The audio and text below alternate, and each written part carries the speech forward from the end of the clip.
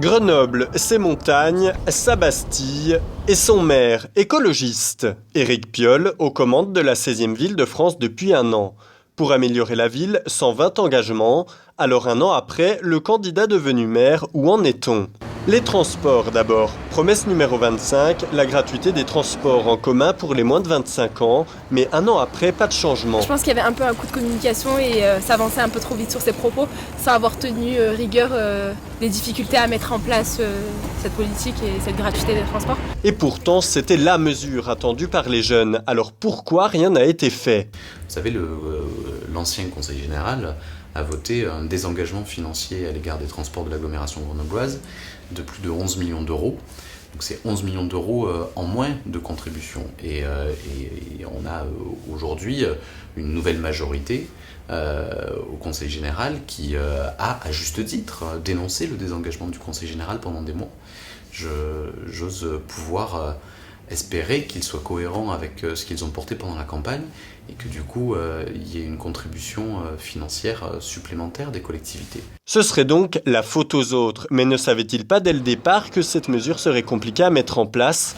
Heureusement que les acteurs publics ne prennent pas des engagements les uns et les autres seulement quand ils sont pleinement en compétence. La responsabilité d'un maire, d'un conseil municipal, d'un conseiller métropolitain que je suis, est bien de faire bouger les lignes et de provoquer des débats pour que des politiques publiques changent. Pour l'instant, promesse non tenue, c'est un rouge. Autre proposition phare, la numéro 15, la réduction de la publicité. Le 31 décembre 2014, la mairie de Grenoble décide de ne pas reconduire son contrat avec JC-Decaux. D'habitude, c'est sur la pollution atmosphérique qu'on attend les écologistes. Bon, la pollution visuelle, c'est pas mal non plus. Mais au fait, à combien s'élève la perte pour la ville ? Au regard de la ville, on est à 0,04% du budget de la ville. Donc dans tous les cas, sur 330 millions d'euros, on voit bien que c'est pas les 600 000 euros de la publicité qui finançaient le budget des communes. Il faut remettre les choses aussi dans leur contexte.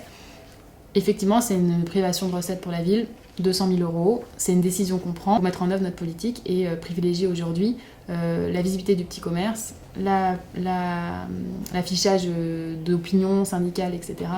et la formation culturelle. Mais la métro est encore en contrat avec JC-Decaux. Les Grenoblois n'échappent donc pas à la pub sous les abribus. Pour la pub, c'est donc un demi-succès, Orange.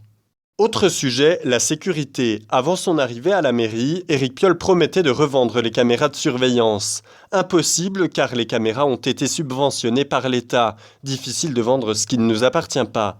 Alors la municipalité a opté pour une autre solution, pour le moins étrange.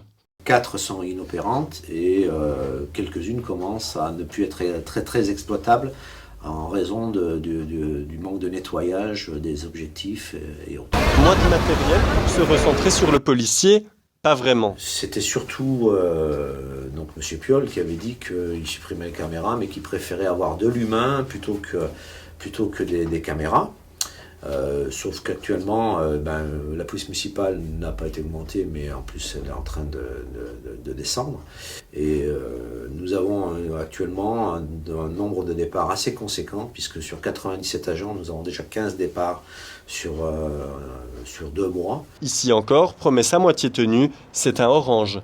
Dernière promesse phare, la réduction de la pollution. Pour un maire écolo, c'est quand même primordial. Le maire lui-même se félicite d'une mesure prise par sa municipalité. Sur la pollution, on a déjà mis en place le ticket valide pour toute la journée maintenant quand il y a des seuils d'alerte. Ça avait été le cas il y a bien longtemps, mais ça avait disparu. Donc c'est à nouveau en place. Nous négocions également avec la préfecture un volant plus coercitif. Il faut avoir des mesures d'incitation, qui va être ce ticket. Ça peut être des questions autour du stationnement, et puis un aspect coercitif. Pour la pollution, on met donc un vert pour Éric Piolle, même si l'on pourrait s'attendre à mieux venant d'un maire écolo. Pour Éric Piolle, beaucoup reste donc à faire. Rendez-vous donc à la fin du mandat en 2020.